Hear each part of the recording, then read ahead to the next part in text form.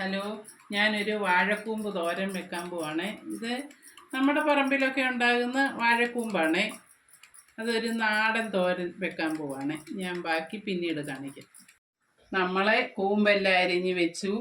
അതിനകത്ത് ശകലം വെളിച്ചെണ്ണ പുരട്ടിയാണ് ഞാൻ വെച്ചത്. കാരണം ഇതിൻ്റെ കറ ഇറങ്ങരുത്, അതിന് വേണ്ടിയിട്ട്. ഒരു 2 മിനിറ്റ് വെച്ചിരുന്നാൽ മതി. നമുക്ക് എണ്ണയൊഴിക്കാം. ചീനിച്ചട്ടി ചൂടായി, നമുക്ക് എണ്ണയൊഴിക്കാം.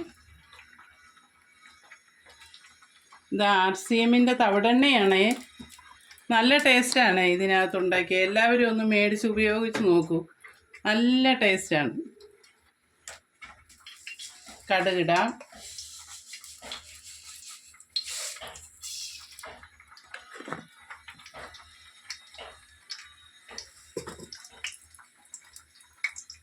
ഇത് നാട്ടരിയാണ്. ഒരു ശകലം നാട്ടരി കടുക് വറക്കാനിടാം. ചുമല അരിയാണിത്. ഈ ചുമല അരിയും കൂടി ഇട്ട് കടുക് വറുത്താൽ നല്ല ടേസ്റ്റ്ഫുള്ളാണ് തോരൻ. ഇട്ട് പൊട്ടി, കടുക് ഇട്ട് പൊട്ടി, ചുമല മുളക് ഇടാം, കരിവേപ്പില ഇടാം.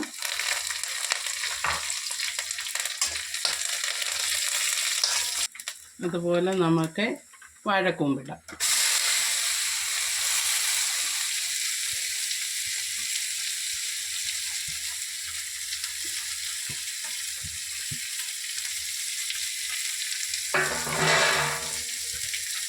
ഉപ്പിടാം. നമുക്ക് ഒരുപാട് ഉപ്പ് വേണ്ട. ഇതാ ഇത്ര 1/2 സ്പൂൺ ഉപ്പിടാം.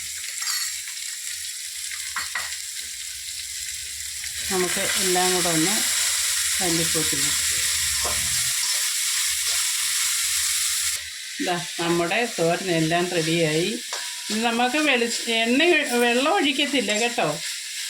ഈ തോരനെ എല്ലാം റെഡിയായി കഴിഞ്ഞ് ഇനി നമുക്ക് ചെറിയ മുറി തേങ്ങയുടെ 1 മുറി തേങ്ങയുടെ പകുതി, 1 മുറി തേങ്ങയുടെ പകുതി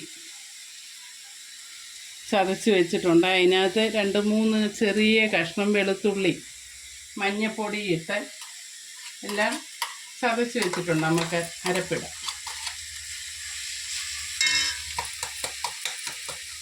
നമുക്ക് തോരനെല്ലാം റെഡിയായോ എന്ന് നോക്കാം.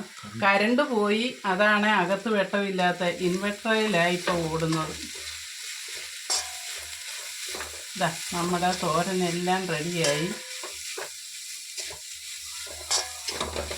കറണ്ട് വന്നു.